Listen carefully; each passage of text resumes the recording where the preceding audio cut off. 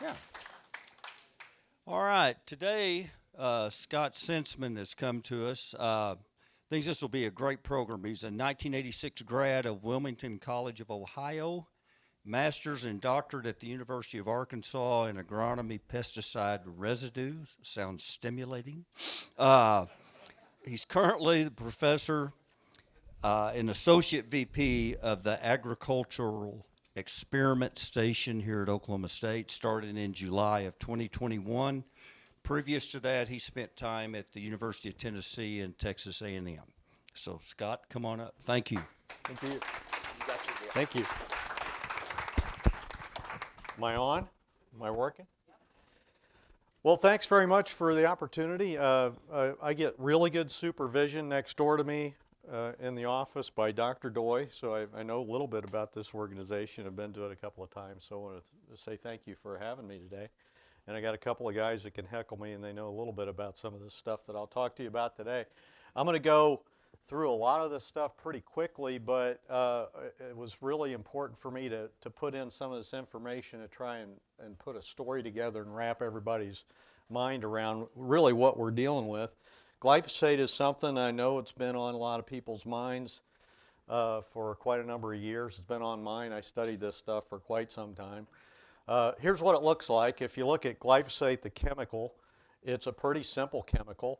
It's got phosphorus on it. It's got some carbon in it, nitrogen and oxygen, everything a growing microbe would possibly need to chew on. And it's really close to glycine, which is an amino acid, pretty important on lots of levels for things that we need day to day. A little bit of history about it. It was discovered by a company called Monsanto in the early 70s. It was labeled for use in 1974. It's what we call a non-selective herbicide. Foliar applied, you put it on a leaf, it absorbs and it moves throughout the plant in what we call the phloem tissue, the food conducting tissue, and then the stuff kind of starves it, really the material starves itself to death, or the plant does. It's very effective for burn down applications, so when no-till agriculture started to become a thing, this was a very, very effective treatment for that. And then about the time I started my career in 1994 at Texas A&M, just a couple years after that, Roundup Ready crops were introduced, and they're really called the genetically modified soybeans is what they really came out with initially. Soon after that, cotton, corn, canola, alfalfa, sugar beets, and several others followed. It's used on more than 100 different food crops today, all over the place. A lot of non-ag uses as well, residential areas. You can find this material at Lowe's still. It's not totally phased out. Aquatic areas, they've used it on, forests, rights-of-ways, and ornamentals and turf. It's got a tremendous market, and this demonstrates really where it is now and where it's, I guess, projected to go further. In 2025, it's worth just a little bit short of $10 billion. Most of that is coming from the Latin American countries on the increase of it. You can see the North American market stayed pretty much, and that's that little bottom part of that bar, pretty much stayed constant and is projected to do that same sort of thing up to 2030. But at about 2030, it's projected to be somewhere in the $11 billion range. It does have some issues, and this bar demonstrates one of those issues, or this graph.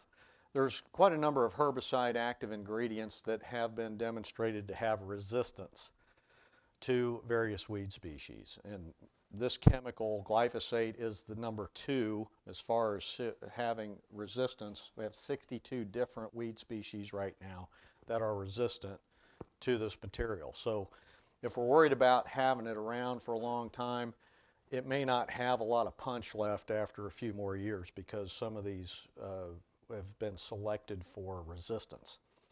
Atrazine's still number 1 just by a few weed species, but glyphosate's right next to it. How about behavior in plants? If anybody wants to practice along, they can go ahead and say this name with me. Enol pyruvyl shikimate 3-phosphate synthase. If anyone wants to practice that, go ahead. This is what this material inhibits. It's very specific on what it does. It attacks an enzyme and really blocks a piece there that will hopefully, in a normal plant, create aromatic amino acids, tryptophan, tyrosine, and phenylalanine. And by blocking that, those three amino acids are not created or really produced in the plant anymore, and essentially you have starvation of the plant. Doesn't really metabolize that much inside the plant. That's one thing I think some people would worry about. It usually goes to growing points.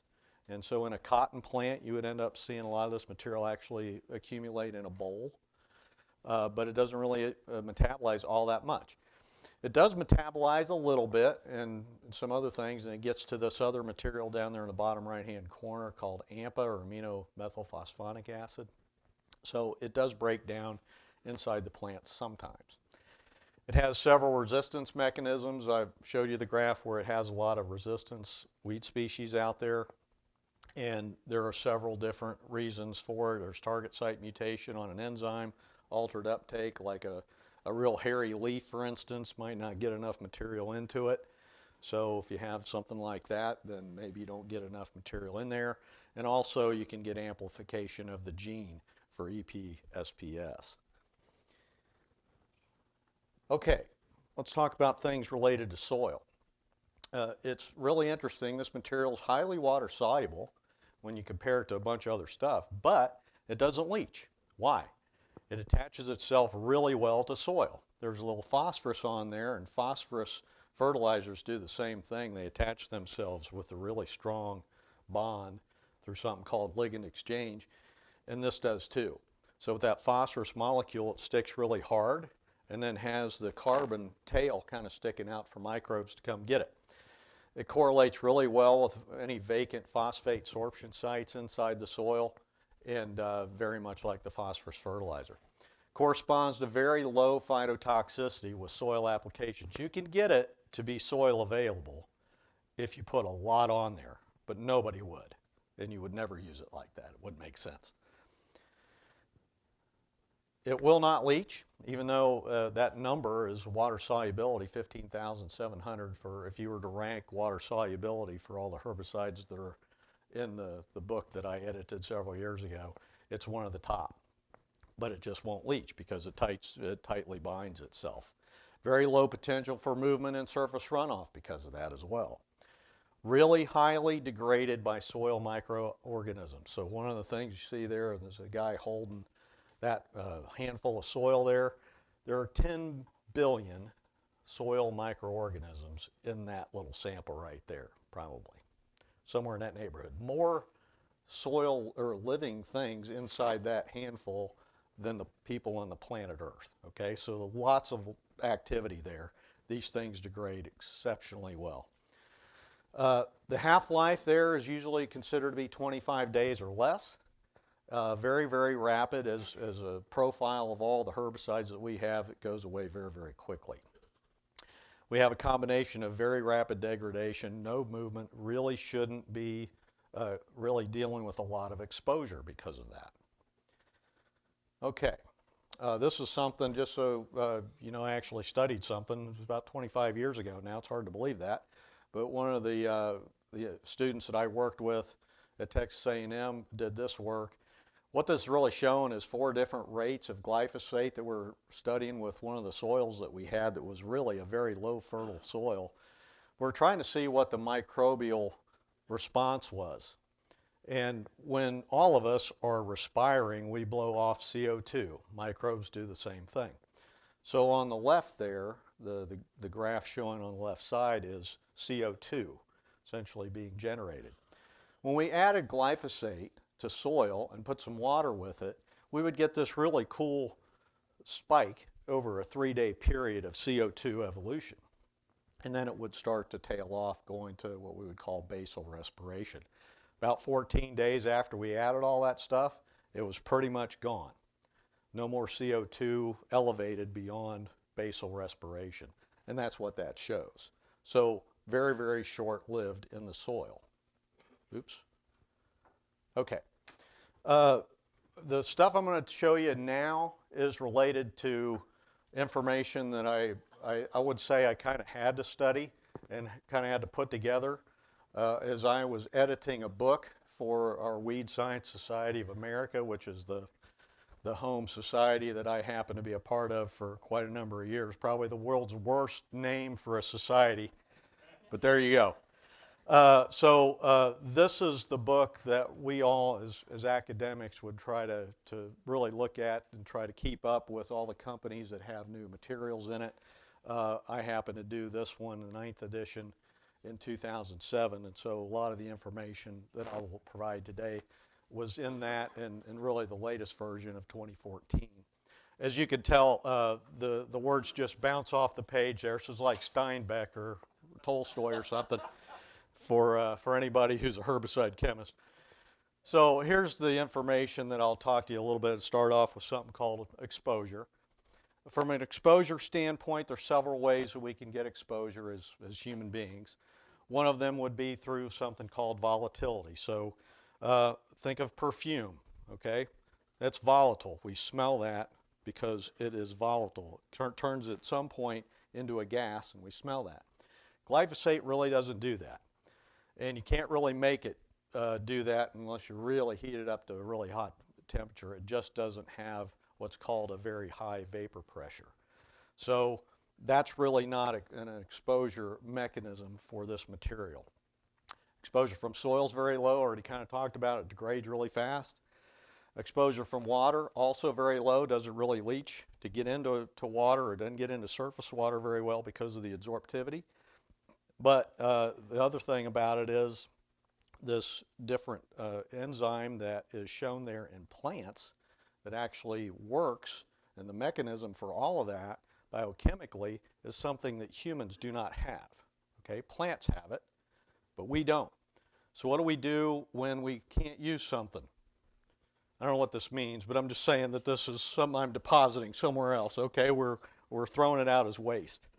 And that's essentially what we would have. It wouldn't stay in the body because of the fact that it is an acid and would rather be in water than in fat cells. Okay. How about toxicology? I'll give you a few little things related to toxicology on this.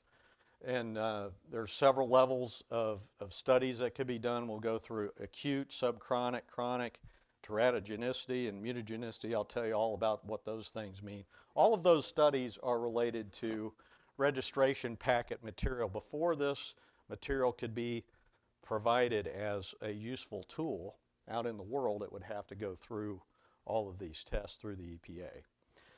Okay, let's talk about acute toxicity for a minute. Test subjects for this typically are going to be rabbits, rats, or mice. I know it's a little unpleasant, but we usually can't get humans to volunteer for stuff like this. And if anybody wants to volunteer. So in acute toxicity, what we're really talking about is observing some sort of exposure within a 24-hour period. It's described by something called an LD50 or a lethal dose. That's when 50% of the test species perish. In glyphosate, this number is greater than 5,000 milligrams per kilogram.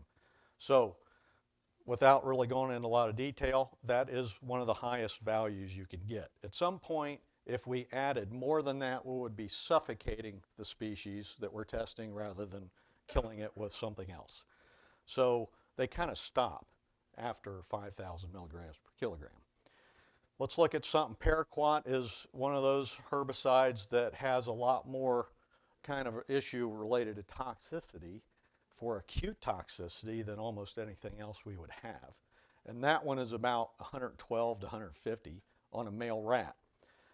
If anybody had some tea, that gives you a little bit idea what caffeine is.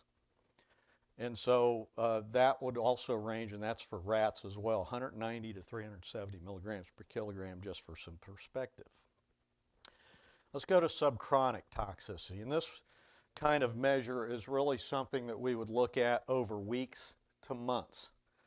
And that's usually described by something called a NOEL or a NOAA-L, and that means either a no observable effect or a no observable adverse effect.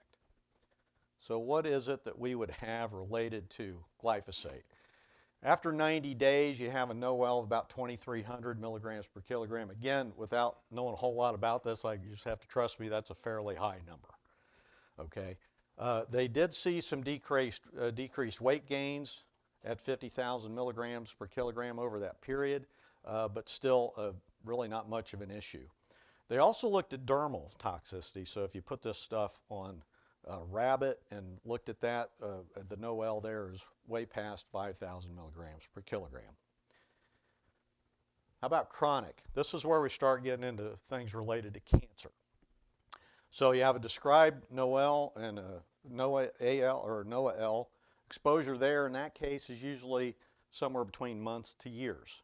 12 to 24 months is pretty typical. What we're looking for there typically in studies like that is some sort of tumor development.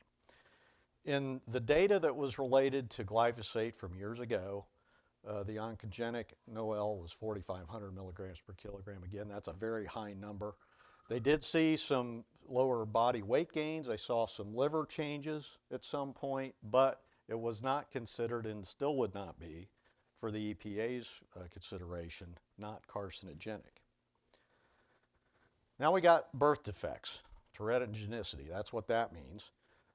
It was really not considered to be teratogenic, even though there was some maternal and fetal mortality noticed at 3,500 milligrams per kilogram. Still not something that would cause birth defects. And then finally, something that causes mutations. That's something called mutagenicity. There's something called an Ames test. Dr. Bruce Ames was probably one of the best cancer doctors, physicians for years, researchers. He came up with this test, and it was based on a salmonella strain that carries a gene in it that is mutated, and it's required for histidine synthesis. And what happens is he kind of essentially turned that off. And then if we have a mutagen and we treat it, and it actually causes a mutation, sort of reverses that, and we get histidine back again. In the case of some of the compounds that maybe we know about, these created a positive Ames test, something in a gasoline additive, ethylene dibromide. In a fried hamburger, there are about 9 substances that cause this positive Ames test. Pretty sure we might have had some of that in our smoked meat. Aflatoxin's another one. If you heard things related to peanuts, that can obviously provide a positive Ames test. How about glyphosate? It's negative for that Ames test. Doesn't really cause any DNA damage as well that's noticed in a rat from DNA repair. Really, it's a negative test. Also, they looked at rat bone marrow and cell clastogenesis. That means if there's going to be any addition or deletion or rearrangement of parts of chromosomes. That was also negative. How about why the question? Why is some of this still an issue related to cancer risk? And it has to do with this report that came out. Is it coming up? There we go. This report right here was something that came out in March of 2015 from the International Agency for Research on Cancer, and it's really under the World Health Organization. And they came up with glyphosate being listed with several other chemicals, and they called this a probable human carcinogen. So there have been a lot of criticisms of this, various set of studies that related to the really conclusion by this organization. EPA or the European equivalent really did not see any of this as a cancer risk. This set of studies was really based on a totally different kind of environment where they're looking at, I guess you can think of it as, remember Aaron Brockovich, right? Okay, so the case control study model is very much like what they went through there. And there's a place for that kind of study, and this is where they came up with that information. Case control study is, okay, we have a certain set of individuals that have cancer already, and then we have a certain set of individuals that do not have cancer. What is it about these folks that is common and really to all of them? And in that case, it was a well problem where it was a chromium 6, right? They were all associated with that. So obviously a very rare kind of condition that they could identify with a study like that. In our case, for glyphosate, we have all this other information that does not lead to a cancer risk, but what they're saying is this group has non-Hodgkin's lymphoma, which is a very specific kind of cancer, with this set of group who theoretically have some sort of exposure to glyphosate. It doesn't say how much, it doesn't say how many times, just as if they had exposure to glyphosate. The truth of the matter is on that particular set of studies, there was only about 3% of the population that they studied through. I think it was 6 different studies that are controlled case studies that actually had exposure to glyphosate. So there was a problem with all that. A lot of these bullets here are related to what some of the issues were with that particular study. Obviously, it caused litigation and policy implications because at some point an attorney said, oh wait, we've got World Health Organization, they are saying that there is a chemical or a risk for cancer. All this other stuff is saying that that's not the case. Somebody's lying to me. Somebody needs to get sued, and here we are. So, what's occurred since? Lots of things, but here I want to show this too.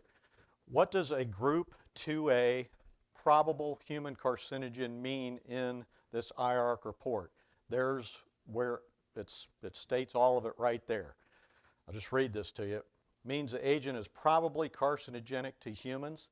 This category is used when there is limited evidence of carcinogenicity in humans and sufficient evidence of carcinogenicity in experimental animals.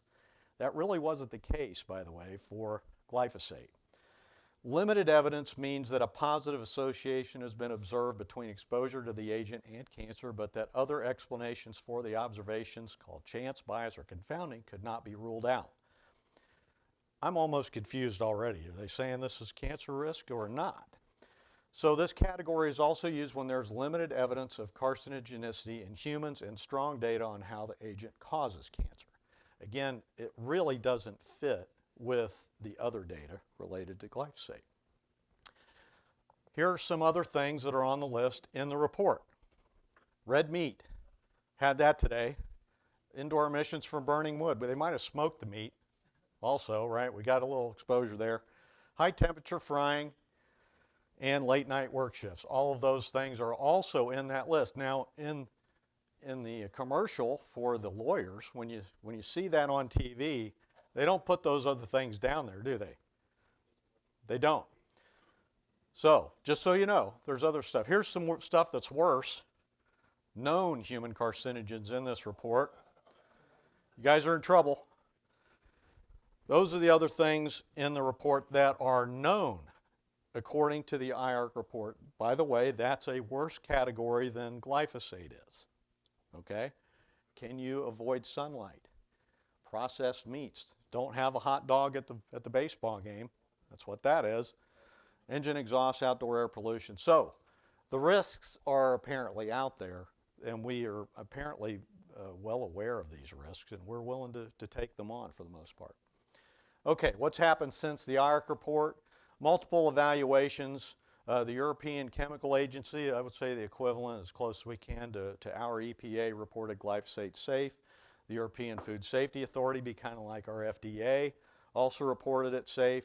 The US EPA did a reevaluation. They came up with really the safe category again. And then a joint UN and WHO evaluation also stated it was unlikely to cause cancer.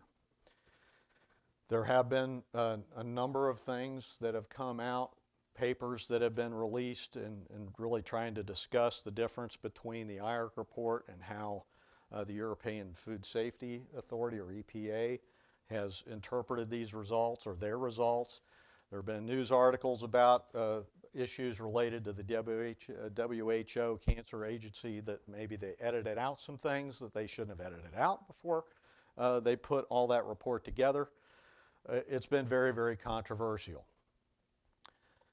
There was a lawsuit, though, that was awarded, and several have been, and here's one of them. It was really the first one. $289 million is where they started. They didn't end up there, but that's really where they started. They had 250 for damages in this particular case out in California. What happened?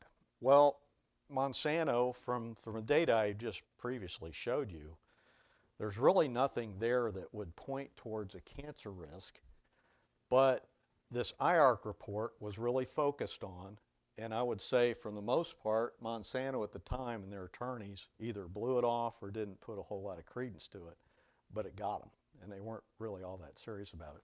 I'll also say Monsanto at the time probably had a little bit of a reputation of being, I don't know, they had a little hubris. Let's put it that way. John, your thoughts? And so I think in a lot of cases what happened was they were caught, and the punitive damages I think really ended up, all of the damages sounded like it was $78 million as they appealed it. So anyway, that really was the key, and some of the things that happened after that really started there.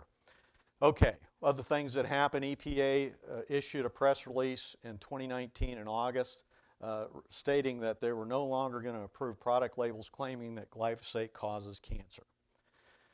California's EPA said, I don't really like that, really kind of dispute that.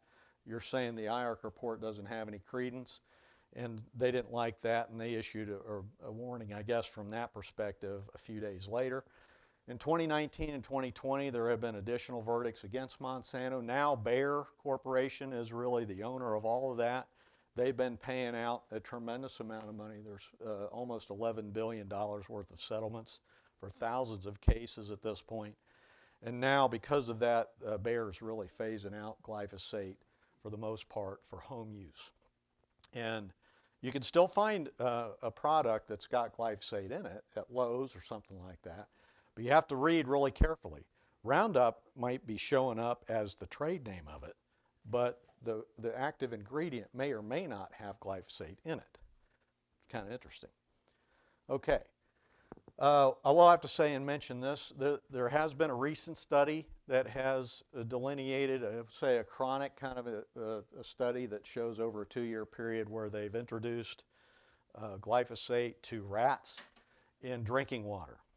And they have demonstrated some issues there and some tumor formation. And again, the only thing I'd say about that is, from a risk of a human being, we are not drinking it day in and day out.